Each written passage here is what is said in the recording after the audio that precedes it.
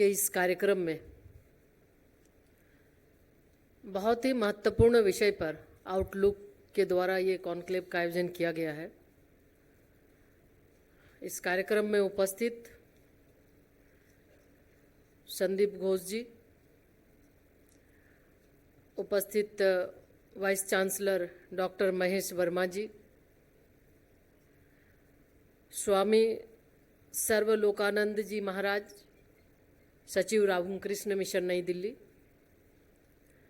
Doctor S Bhakar ji, PIM Indore, Ashwin Fernandes ji और सभी outlook group के सभी सम्मानित साथी, उपस्थित यूनिवर्सिटी के सभी फैकल्टी, सभी स्टूडेंट, प्रेस मीडिया के सभी सम्मानित साथी। आज कॉन्क्लेव के अलावे एक बहुत ही महत्वपूर्ण दिन है। हम सभी जानते हैं कि आज के ही दिन भारत के महान स्वतंत्रता सेनानी नेताजी सुभाष चंद्र बोस जी की जयंती भी है। आज पूरा देश उनको नमन करता है, उनको याद करता है। और आज के इस अवसर पर जिन्होंने भारत की आज़ादी के लिए अपने जीवन का बलिदान दिया और नेताजी का ये जीवन, उनके विचार हमें निरंतर प्रेरित करते हैं। और आज हम उनके एक महत्वपूर्ण आदर्श पर केंद्रित नारी शिक्षा, नारी सशक्तिकरण पर आज हम चर्चा भी कर रहे हैं। साथियों, नेताजी ने हमेशा महिलाओं की शिक्षा और सशक्तिकरण पर जोर दिया। उन्होंने माना कि एक समाज तभी प्रगति कर सकता है जब उस समाज की बेटियां और महिलाएं शिक्षित हों, सशक्त हो।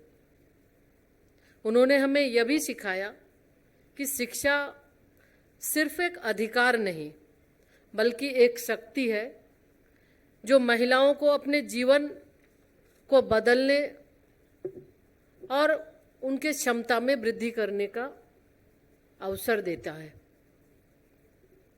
हम अगर कहें उन्हीं के शब्दों में, I can say with certainty that there is no task which one woman cannot undertake and no sacrifice and suffering which one woman cannot undergo।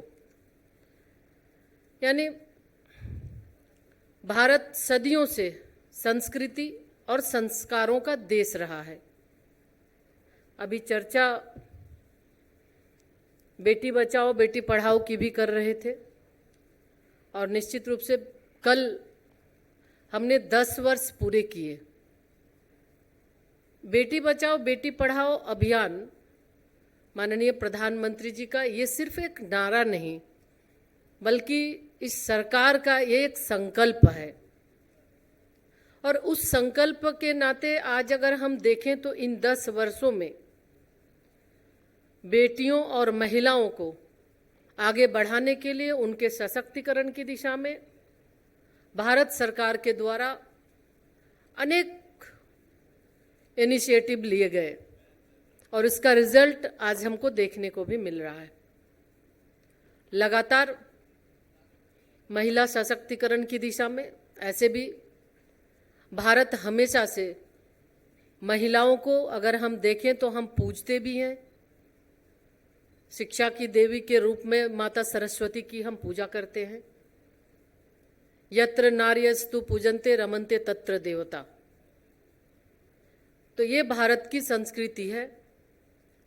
और आज फिर से कहीं न कहीं अगर हम देखें तो ये माननीय प्रधानमंत्री जी के संकल्प कि फिर से कैसे हम अपनी बेटियों को, जो एक मानसिकता में एक बदलाव बेटी बचाओ बेटी पढ़ाओ के तहत एक चेंज के लिए, बदलाव के लिए ताकि जो एक हमारे अंदर एक जो सोच बनी थी कैसे उसको दूर किया जाए, व्यवहार में कैसे परिवर्तन किया जाए और बेटियों को कैसे अवसर मिले। तो आज जब बेटियों को अवसर मिल रहा है तो आज वो स्पेस तक पहुंच रही हैं। स्पेस टेक्नोलॉजी में भी काफ़ी आगे है, हमारी बेटियां आगे हैं। हर जगह जहां भी हम देखते हैं, सेना के क्षेत्र में देखें तो अगर उनको अवसर मिला तो आज वो आगे बढ़ रही हैं। और ये सारे अगर हम देखें तो इस लास्ट ये 10 वर्षों के दौरान बहुत सारे आमूलचूल परिवर्तन भी हुए हैं। आज अगर नारी शिक्षा की बात करें, निश्चित रूप से आज हम एक शिक्षित समाज में विकसित समाज की नींव हम रख रहे हैं। और हमारे देश में महिलाओं के संघर्ष का लंबा इतिहास रहा है। अगर हम कुछ आदर्शवादी हमारी कुछ नारी को अगर देखें, उनकी हम चर्चा करें, जैसे आनंदीबाई जोशी की बात अगर करें तो विदेश में अध्ययन करने वाली पहली महिला बनी। हम उसी तरह कामिनी राय की बात चर्चा करते हैं, मुथु लक्ष्मी जी की बात कर सकते हैं, सावित्रीबाई फूले जी हैं। तो अनेकों उदाहरण हमारे देश के हैं जिन्होंने संघर्ष के साथ एक अपना स्थान बनाया, और स्थान ही नहीं बनाया बल्कि समाज को परिवर्तन भी किया है। और इससे महिलाओं के शिक्षा के द्वार खुले, महिलाओं को आगे बढ़ने की जो उन्हें एक आशा की किरण जगी, और जब अवसर मिल रहा है तो अब वो आगे बढ़ रही हैं। साथियों, जैसे जैसे शिक्षा व्यवस्था में सुधार हुए, समाज में महिलाओं की स्थिति बेहतर हुई और महिलाएं अब हर एक क्षेत्र में आगे बढ़ रही हैं। और इसी का अभी चर्चा जैसे किया, नारी शक्ति वंदन अधिनियम की चर्चा आपने की। महिलाएं सिर्फ शिक्षा नहीं बल्कि अब डिसीजन मेकर बने, इसके लिए माननीय प्रधानमंत्री जी ने जो वर्षों से, कई वर्षों से नारी शक्ति वंदन अधिनियम पास होते होते वो रह गया, लेकिन ये हम सब के लिए बहुत ही सुखद रहा कि 2023 में नारी शक्ति वंदन अधिनियम पारित हुआ। और आने वाले समय में अब महिलाएं संसद में बैठकर डिसीजन मेकर भी बनेंगी। राज्य के विधानसभाओं में महिलाओं का प्रतिनिधित्व बढ़ेगा और हर एक जगह वो निर्णय लेने की क्षमता में, निर्णय लेने की भूमिका में वो रहेंगी। और इसी को अगर आगे बढ़ाते देखें तो जो सरकार के द्वारा जो कार्यक्रम चलाए गए, बेटी बचाओ के क्या फ़ायदे हुए उसके बारे में भी अगर हम चर्चा करें तो स्टेम क्षेत्र में अगर हम देखें तो हमारी बेटियों का इनरोलमेंट बढ़ा है। अब स्टेम क्षेत्र में भी लगभग 43% हमारी बेटियां अब आ रही हैं, यानी अब ड्रॉप आउट रेट कम हुआ और जिसके वजह से उच्च शिक्षा में भी बेटियों का आना अब काफ़ी बढ़ा है। और ड्रॉप आउट कम करने के लिए सरकार के द्वारा नीचे स्तर पर यानी स्कूल में कि उनको सुविधाएं मिले, बेटियों को सुविधाएं मिले, इसके लिए सेपरेट टॉयलेट की व्यवस्था की गई बेटियों के लिए, एक ताकि उनको कोई परेशानी ना हो। और उसके अलावा बेटियों को अलग अलग क्षेत्रों में भी हर तरह की सरकार की सुविधाएं दी जा रही है। साइंस टेक्नोलॉजी में भी अगर हम देखें तो साइंस टेक्नोलॉजी के विभिन्न स्ट्रीम में बच्चियों के लिए एक संतुलित प्रतिनिधित्व हो सके, उसके लिए 2020 में 9th और 12th में विज्ञान ज्योति कार्यक्रम की शुरुआत की गई। इसके माध्यम से बच्चियों को उससे काफ़ी फ़ायदे हो रहे हैं और आज हम देख रहे हैं कि बच्चियों की भागीदारी बढ़ रही है। उसी के साथ 17-18 में ओवरसीज़ फेलोशिप योजना की भी शुरुआत की गई ताकि हमारी बच्चियां बाहर भी जाके, जो मेधावी बच्चियां हैं बाहर भी जाके वो पढ़ाई कर सके और उसकी लाभ उसका ले सके। इस तरह से अगर देखें तो भारतीय महिला वैज्ञानिक और टेक्नोक्रेट्स को भी अंतर्राष्ट्रीय सहयोगी अनुसंधान में लाभ दिया जा रहा है। तो हम अगर चर्चा करें तो सरकार के माध्यम से, योजनाओं के माध्यम से उस योजना का लाभ क्या है, निश्चित रूप से इसका जब हम चर्चा करते हैं तो ये सारी चीज़ें आती हैं। योजना की शुरुआत एक होती है, कोई भी स्कीम की अगर हम शुरुआत करते हैं तो उसके पीछे बहुत सारे तथ्य होते हैं और बहुत रिसर्च के बाद अगर हम अभी देखें तो ये माननीय प्रधानमंत्री जी की सोच होती है कि ये सोच है कि कोई भी अगर स्कीम, कोई भी योजना को हम लागू करते हैं तो उस योजना का लाभ उन तक पहुँचे और इसका आउटपुट क्या है, इसका रिजल्ट क्या है, इसको भी हम देखें। तो आज ये हमें देखने को मिल रहा है कि आज हर क्षेत्र में बेटियां आगे बढ़ रही है।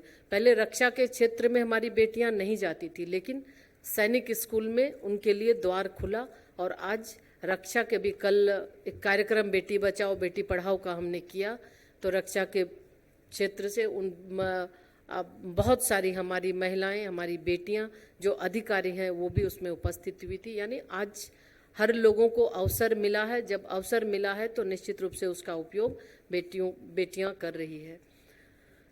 साथ ही साथ स्वास्थ्य के क्षेत्र में भी देखें तो उसमें भी मातृ मृत्यु दर कम हुआ, स्वास्थ्य के प्रति भी महिलाएं जागरूक हुई हैं और बेहतर ढंग से कैसे रह सकती हैं, कैसे हम वो कैसे रहें, कैसे आने वाली पीढ़ी को भी स्वस्थ रखें, कैसे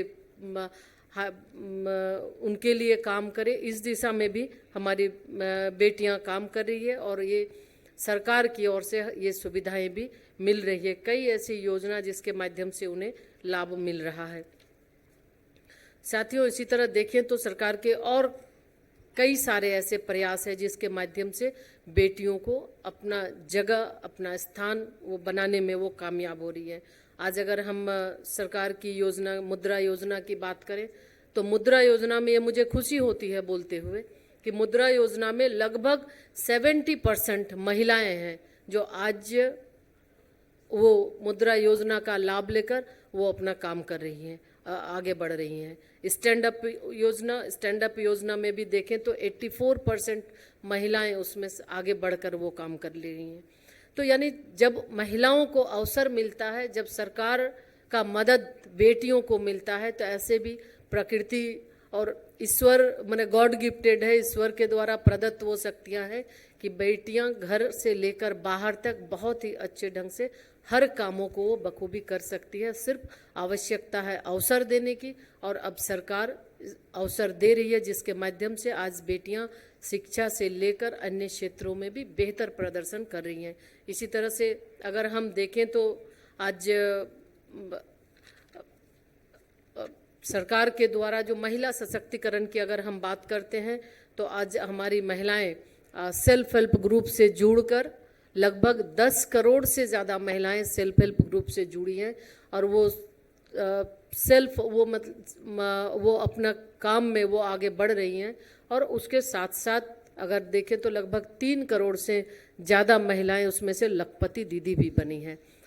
टेक्नोलॉजी के क्षेत्र में भी छोटे छोटे अगर उसमें लखपति दीदी के साथ साथ अभी ड्रोन दीदी का भी एक कॉन्सेप्ट आदरणीय प्रधानमंत्री जी ने जो शुरू किया है ताकि महिलाओं को उससे भी जोड़ा जा सके और वो गांव में रहकर कैसे बेहतर जीवन जी सके, गांव में रहकर कैसे वो स्वावलंबी बन सके, आत्मनिर्भर बन सके, इस दृष्टिकोण पर भी सरकार का ये कार्यक्रम चल रहा है।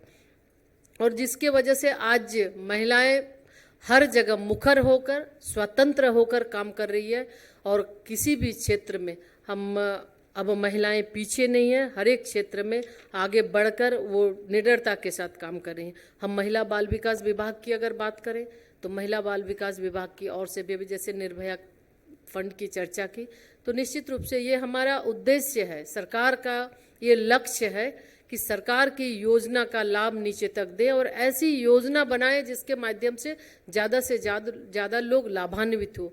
आज निर्भया फंड के माध्यम से हम सेफ सिटी प्रोजेक्ट करते हैं, चलता है सेफ सिटी प्रोजेक्ट है जिसके माध्यम से कि जो कामकाजी महिलाएं हैं जो उस शहर में काम करने वाली हैं उनके लिए एक सुरक्षित वातावरण हम तैयार कर सके। जहाँ कहीं भी वो जाएं वो अच्छे ढंग से वो जाकर वहाँ काम कर सके, उसके लिए जगह चिन्हित करके उसको हम कराते हैं। और निर्भया फंड के माध्यम से लगभग 11,000 करोड़ रुपए हम आवंटित किए हैं। विभिन्न कई उसमें कार्यक्रम, जैसे हॉस्टल की बात आपने की, हॉस्टल के अलावे अन्य बहुत सारे ऐसे कार्यक्रम हैं जिसके माध्यम से योजनाएं हैं, जिसका हम अलग अलग जगहों पे, अलग अलग शहरों में हम काम कर रहे हैं, ताकि वहाँ पर जो रहने वाले लोगों के लिए सुरक्षित एक वातावरण मिल सके। महिला हेल्पलाइन 181 महिला हेल्पलाइन है, जिसके माध्यम से कोई भी महिलाएं कहीं भी संकटग्रस्त महिला हो, वो 181 में वो कॉल करें। वहाँ से हमारा जो भी पास का वन स्टॉप सेंटर है, वन स्टॉप सेंटर से तुरंत उनको उसका लाभ मिलता है, उनको सुविधाएं मिल पाती है। वन स्टॉप सेंटर के माध्यम से जो भी महिलाएं कभी भी, अगर ये हमारे पूरे देश के अंदर लगभग 802 जिलों में वन स्टॉप सेंटर है, और इसका जो महिलाएं संकटग्रस्त है, उन्हें किसी भी तरह की सुविधाएं चाहिए या फिर कानूनी सहायता की बात हो, मेडिकल हेल्प की बात हो या अन्य, तो उस वन स्टॉप सेंटर में जाके वो वहाँ पर हेल्प ले सकती हैं। और वहाँ पे हमेशा अवेलेबल होते हैं हमारे, चाहे काउंसलर हो या फिर अन्य हर तरह की सुविधाएं प्रदान करने के लिए वहाँ पे होते हैं। तो इसी तरह से ये 181 के माध्यम से इमरजेंसी हेल्पलाइन है। 112 तुरंत, ये 20 मिनट का ये रिस्पांस टाइम है। 20 मिनट के अंदर जो भी वहाँ पे कॉल करते हैं उनको ये सुविधाएं दी जाती है। तो कई बदलाव हुए हैं, और उसके साथ साथ जैसा हमने सेल्फ हेल्प ग्रुप की चर्चा हमने की कि 90 लाख से ज़्यादा हमारे अभी सेल्फ हेल्प ग्रुप में हैं, और उन्हें और ज़्यादा आगे बढ़ाने के लिए डिजिटल मार्केटिंग के लिए भी और उन्हें ट्रेनिंग भी दिए जा रहे हैं डिजिटल मार्केटिंग का, और digital marketing and e commerce के लिए उसी तरह वित्तीय प्रबंधन की भी चर्चा होती है, उन्हें ट्रेनिंग दी जाती है। ऑनलाइन सेवा, फूड इंडस्ट्री, आधुनिक कृषि, ड्रोन तकनीक, health care, supply chain, logistic जैसे अनेक क्षेत्रों में व्यावसायिक पहचान बनाने के लिए उन्हें ट्रेनिंग दी जा रही है, और ट्रेनिंग के साथ साथ वो अब आगे भी बढ़ रही हैं। साथियों, हम शिक्षा की बात, हम निश्चित रूप से आज का ये विषय जो शिक्षा पे है, तो हम शिक्षा आत्मविश्वास का आधार और सफलताओं का विस्तार बनती है, और इसी कारण महिला शिक्षा में सुधार आने से सुरक्षा सेवाओं में भी महिलाओं का प्रवेश हुआ है। हम अभी सशस्त्र बल की बात चर्चा कर रहे थे, तो हर एक जगह, चाहे प्रगतिशील भारत में सशस्त्र बलों में बेटियों के लिए बड़ी भूमिका को बढ़ावा दिया जा रहा है, और उसी तरह वायुसेना में कमांडो, केंद्रीय पुलिस बल, लड़ाकू पायलट, सैनिक स्कूल में प्रवेश, एनडीए और जैसे अनेक क्षेत्र में महिलाओं की भागीदारी बढ़ी है। और आज देश के राजनीतिक परिदृश्य में महिलाओं का नेतृत्व बढ़ा है, महिलाओं को राजनीति में प्रतिनिधित्व मिल रहा है। यह भी शिक्षा में हुए सुधार का ही ये एक बड़ा परिणाम है। सरकार शासन प्रक्रियाओं में प्रभावी भागीदारी के लिए भी महिलाओं को सशक्त बनाने के उद्देश्य से उनकी क्षमता का निर्माण करने के लिए समय समय पर निर्वाचित जो महिला जनप्रतिनिधि हैं, पंचायत स्तर से भी महिलाएं चुन के आती हैं, तो उनका भी ट्रेनिंग करा के समय समय पर उनको कैसे वो लेटेस्ट टेक्नोलॉजी से वो जुड़ सके, नई नई चीज़ों पर को वो देख सके, और उसके लिए लगातार ट्रेनिंग होते हैं।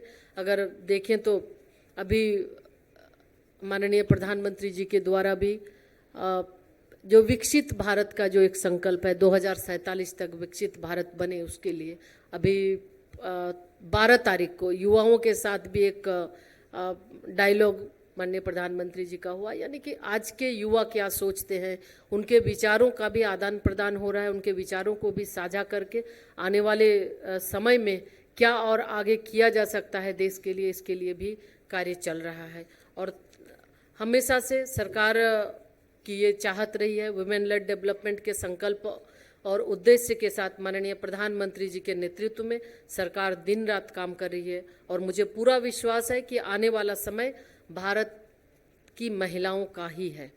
आइए हम सब मिलकर इस अवसर पर यह संकल्प लें कि हम आज जो महत्वपूर्ण दिन है, नेताजी सुभाष चंद्र जी के आदर्शों को हम जीवित रखेंगे और महिलाओं की शिक्षा को प्राथमिकता देंगे। हम यह सुनिश्चित करेंगे कि हर बेटी को शिक्षा का अवसर मिले ताकि वे अपने सपनों को साकार कर सके और हमारे समाज को एक नई दिशा दे सके। नारी शिक्षा से ही जगत का उद्धार होगा, नारी के यश से ही समृद्धि का विस्तार होगा। तो आज के इस कार्यक्रम में हम सबको आभार व्यक्त करते हैं, आउटलुक परिवार के प्रति भी धन्यवाद देते हैं कि बहुत ही अच्छे विषय पे आज आपने ये कार्यक्रम रखा है। और इस कार्यक्रम के माध्यम से, चूँकि ये दिन भर का आपका लगभग 3 सेशन है, इस कार्यक्रम के माध्यम से जो विचार आएगा निश्चित रूप से आने वाले समय में हमारे देश के लिए महत्वपूर्ण कार्य होगा। और इसके साथ ही हम फिर से आज इस कार्यक्रम में हम आप सबका अभिनंदन करते हैं और साथ ही कि आइए हम सब मिलकर विकसित भारत के संकल्प को सिद्धि तक पहुंचाने में अपनी अपनी महत्वपूर्ण भूमिका निभाएं, अपना अपना योगदान दें। बहुत बहुत धन्यवाद।